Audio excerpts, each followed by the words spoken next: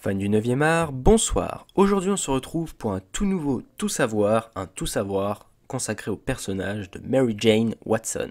Mary Jane Watson est un personnage créé en 1965 par Stan Lee et John Romita Sr. et apparaît pour la toute première fois dans le numéro 25 de la saga Amazing Spider-Man, alors présente sur seulement 2 cases, mais le visage caché par une plante. Le personnage servait jusque-là de running gag à Peter, ce dernier esquivant à chaque fois cette fameuse nièce de voisine, dont Tante May lui parle souvent, et c'est en 1966, dans le numéro 42, que MJ fera sa réelle apparition et directement auprès de Peter, qui ne peut plus l'esquiver puisque MJ est alors devant sa porte. Peter reste alors bouche bée devant la jeune femme magnifique qui lui lance la fameuse phrase iconique Face it, Tiger. You just hit the jackpot.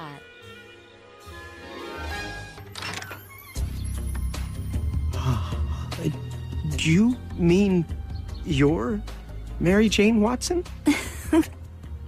Face it, Tiger. You just hit the jackpot. Pour l'instant, nous allons parler de la version classique du personnage et nous parlerons ensuite de la version Ultimate. Voilà, on va vraiment se consacrer à ces deux versions, ces deux univers qui sont les deux univers les plus importants de l'univers Marvel. May Parker et Anna Watson tentent à plusieurs reprises de présenter MJ à Peter, ce dernier refusant devant se faire une mauvaise image de la jeune femme ou étant simplement trop intéressé par Gwen Stacy. Reste que Peter est complètement ébahi lorsqu'il voit la magnifique femme pour la toute première fois, une rencontre qui débouchera sur toute une histoire incroyable par la suite. Peter présentera MJ à son groupe d'amis, si je puis dire, composé essentiellement de Flash Thompson, Harry Osborn et Gwen Stacy. MJ est en réalité amoureuse de Peter depuis le tout début et ne cessera jamais de lui faire du rentre-dedans plutôt cocasse qui rendra souvent Gwen jalouse. Voyant que Peter n'a que faire de ses avances et la considère plus comme une très bonne amie, elle sortira avec Harry Osborn plus par dépit que par conviction. C'est après la mort de Gwen que MJ et Peter se rapprocheront véritablement, créant des liens puissants qui découleront sur de l'amour, MJ tenant réellement à Peter et ne supportant pas le voir souffrir. Elle abandonnera ainsi un peu de son humeur de fêtarde et se rendra compte des dangers de la vie et de l'importance de cette dernière. La mort de Gwen aura ainsi un rôle clé dans la construction de la relation entre Peter et MJ.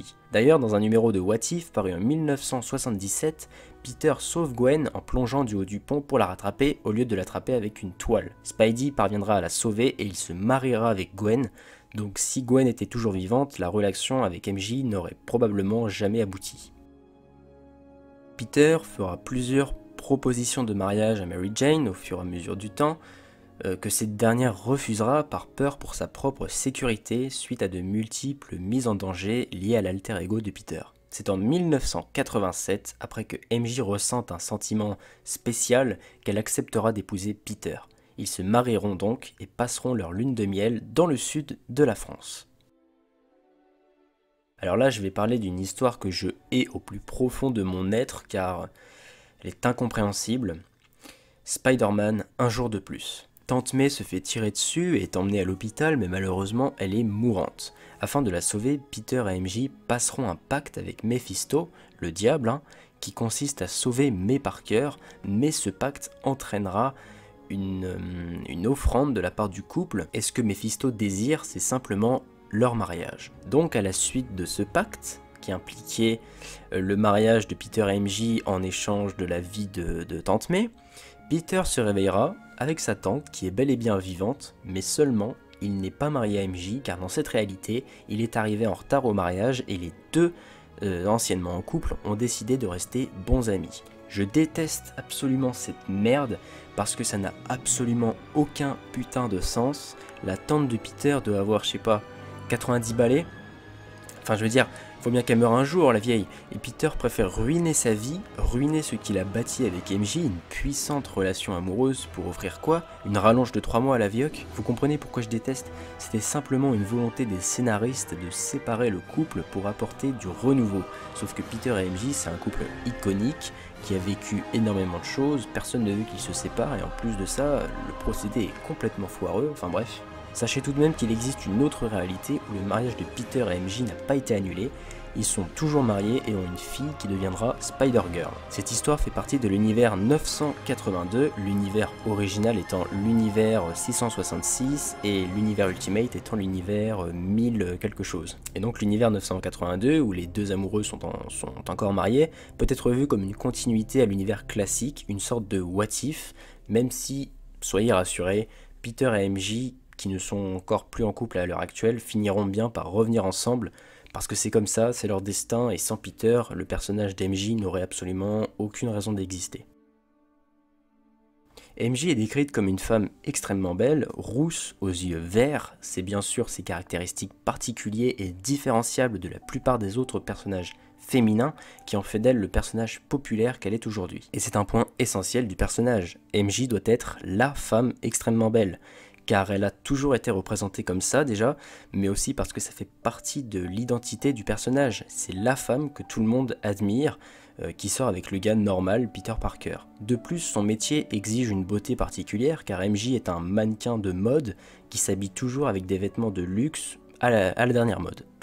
C'est Romita Senior qui a créé le physique du personnage et qui a su lui apporter une beauté inouïe, mais c'est bien sous le crayon de Todd McFarlane que MJ sera des plus resplendissantes et fera loucher plus d'un d'entre nous.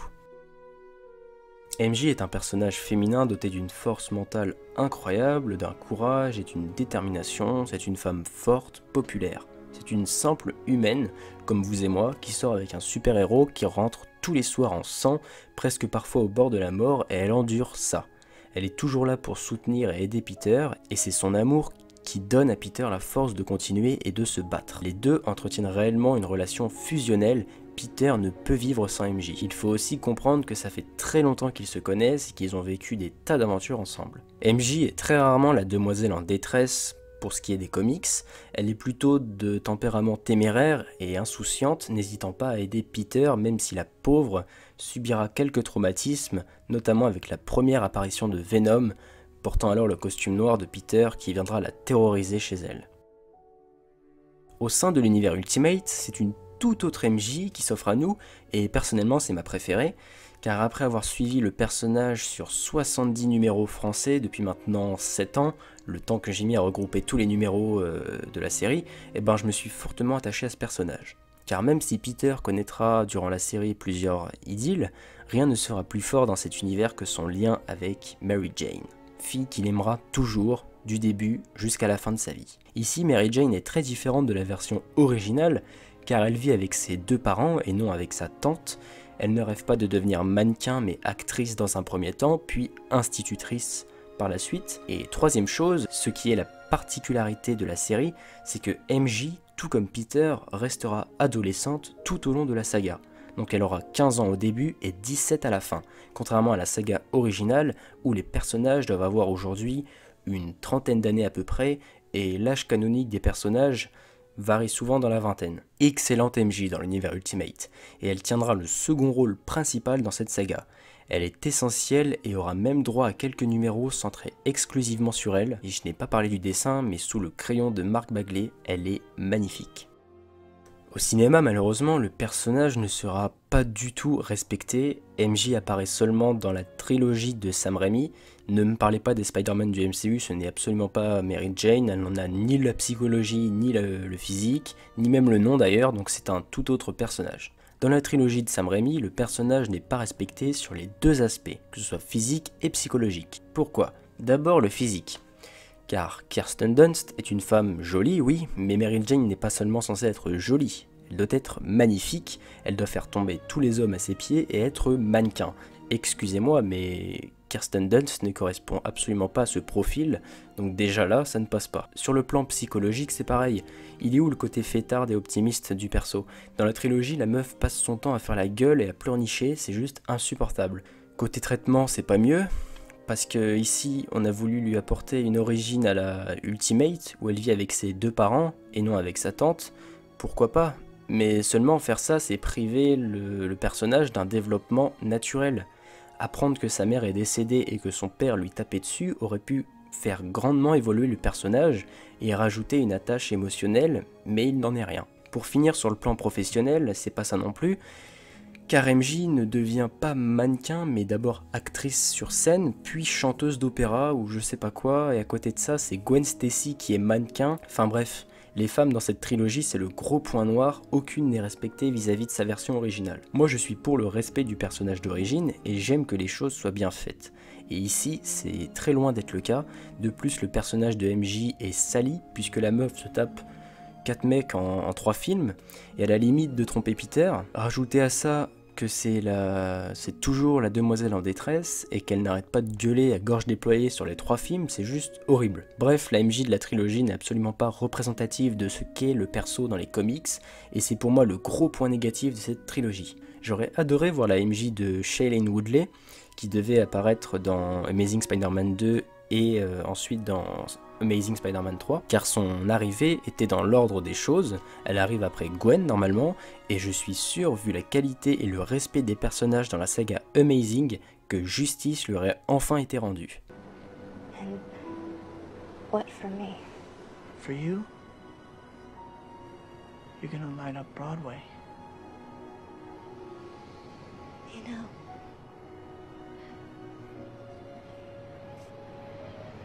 you're taller than you look. I hunch.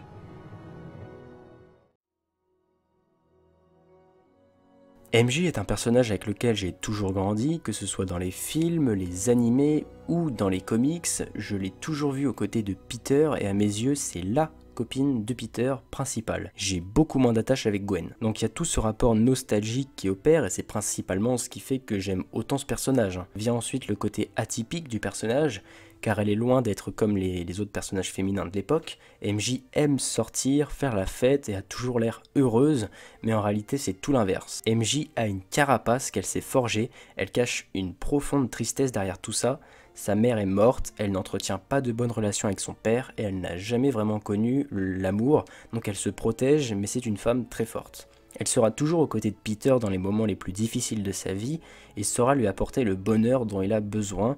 De nature optimiste, elle est essentielle dans le cœur de notre tisseur. Et j'oublie autre chose, MJ est une femme extrêmement belle, donc ça joue aussi. Voilà toutes les raisons pour lesquelles ce personnage est mon personnage féminin préféré. Il n'y a pas besoin de grand chose, hein. Spider-Man c'est mon super-héros préféré simplement parce que petit je m'en suis toujours rapproché sans savoir forcément pourquoi, donc c'est comme ça.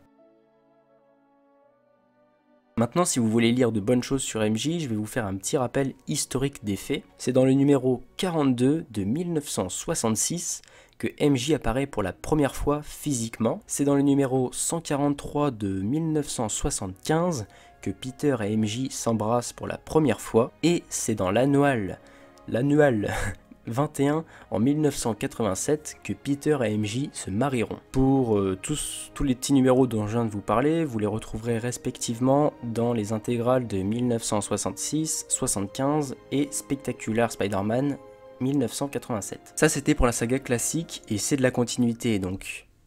Or vous conseillez la saga Amazing entièrement, il n'y a pas vraiment de numéro unique, hormis ceux-là qui sont si exceptionnels que ça à lire individuellement. Et de trouver les numéros uniques d'ailleurs sera très difficile, c'est donc pour ça que je vous propose les intégrales. Les conseils lecture ne s'arrêtent pas là puisque je vous conseille encore plus la saga Ultimate où MJ est ma préférée comme je l'ai dit. Pareil là c'est une saga donc je conseille toute la saga et pas un seul numéro. Vous pouvez retrouver la saga Ultimate en kiosque sur des sites d'occasion comme Vinted, Le Bon Coin, Rakuten ou eBay. Mais ce sera compliqué car il y a environ 70 numéros. Autre solution c'est de prendre très vite l'omnibus numéro 1 qui est sorti en juin et qui ressort en juillet et qui regroupe les 20 premiers numéros de la saga pour 1000 pages valant 70 €. Encore un conseil lecture, ce sera les Spider-Man de Todd McFarlane ressortis sous forme de 3 intégrales à 35 € dans la collection Marvel Icons. MJ y est plus belle que jamais et est complètement remodernisée par le talentueux Todd McFarlane. Et enfin, dernier conseil lecture, les 2 tomes Spider-Man M Mary Jane, coûtant individuellement 10 €. Ici, le personnage principal est MJ et non Peter, et vous suivrez MJ sous sa vie de jeune lycéenne avec des problèmes de jeûne, avec une Liz Allen comme meilleure amie, des problèmes de cœur, mais aussi des problèmes, ses débuts dans le monde du travail, et un Peter qui sera plus présent sous forme de caméo au départ, puis par la suite il prendra de l'importance pour devenir un personnage secondaire. MJ reste donc le personnage central de cette histoire, et c'est ce qui est particulier, car il aura fallu attendre très longtemps avant d'avoir enfin droit à un comics enfin centré sur elle. Je parlerai de Spider-Man M Mary Jane dans une vidéo dédiée qui arrivera sous peu. Putain, j'ai pas arrêté de parler, j'en peux plus. Hein. Quand tu prépares un tout savoir comme ça, croyez-moi, ça demande du boulot, c'est très long, et alors là, je viens de parler pendant 20 minutes, je sais pas combien de temps va durer la vidéo, mais j'en peux plus. Bref, on passe au classement. Alors pour ce qui est du classement, je vous rappelle qu'on a fait un tout savoir sur Queen Bee, un sur Ultron et un sur Prométhée. Ou Prometheus. Et ben écoutez, c'est très simple, hein, je pense que vous vous en doutez, j'ai dit que c'était mon personnage féminin préféré, donc Mary Jane va direct en première place. Et elle sera très difficile à détrôner, la petite Mary Jane, hein, parce qu'il y a pas tant de personnages que ça que j'aime plus qu'elle, hein, c'est mon personnage féminin préféré, donc après... mais c'est pas ma super-héroïne préférée, hein. C'est le personnage féminin préféré, parce que c'est pas une super-héroïne. Donc j'espère que cette vidéo vous aura plu, n'hésitez pas à la liker, commenter, partager, vous abonner. Le prochain tout savoir sera sur Moon Knight, voilà, je vous fais un petit teasing, et puis il arrivera, je pense, courant fin juillet, début août. Voilà, je vous dis à plus, c'était Pyro, ciao ciao.